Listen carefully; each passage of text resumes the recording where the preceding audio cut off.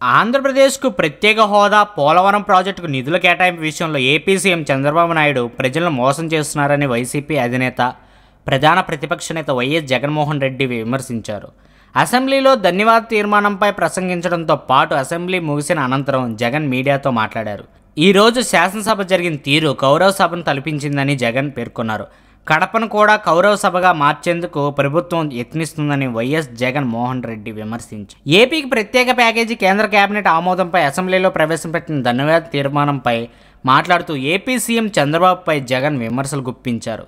ఇదే అసెంబ్లీలో ప్రత్యేక హోదా కోరుతూ 2 సార్లు చేసిన తీర్మానాల సంగతి ఏమిటని జగన్ సూటిగా ప్రశ్నించారు. మోడీ పక్కన ఉండగానే ఏపీకి 15 సంవత్సరాలు ప్రత్యేక హోదా ఇవ్వకపోతే రాష్ట్ర అభివృద్ధి జరగదని చెప్పిన చంద్రబాబు మర్చిపోయారని ప్రశ్నించారు. స్వప్రయోజనాల కోసం 5 కోట్ల ఆంధ్రుల హక్కు అయిన ప్రత్యేక హోదాను కేంద్రానికి చంద్రబాబు తాకట్టు పెట్టారని ఆయన విమర్శించారు.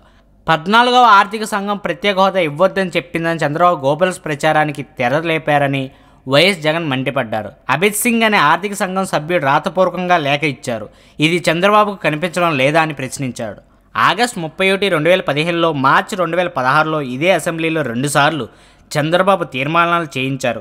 ఇది ప్రజలను మోసం చేయడం కాదా అని నిలదీశారు. ఇదే చంద్రబాబు హోదా వస్తే ఏముందని అంటున్నారు. మోడీని పక్కన పెట్టుకుని చంద్రబాబు ప్రత్యేక హోదా 15 సంవత్సరాలు కావాలని అన్నారు. ఈ విషయం మర్చిపోతే ఎలా?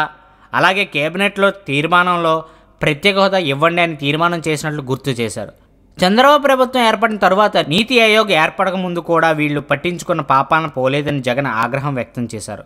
మార్చి 2 గురించి బాబు ఏదేదో చెప్పారు. ఆ రోజు హోదా ఇవ్వండి అని కేబినెట్లో తీర్మానం చేసిన తర్వాత ఎందుకు ఇవ్వడం లేదని ప్రశ్నించడం లేదన్నారు. ముంపు మండలాలు ఏపీలో కలిపేందుకు చంద్రబాబు చాలా కృషి చేసినట్లు చెబుతున్నారని ఇది అసత్య ప్రచారమని జగన్ ఖండించారు. అది సంగతి.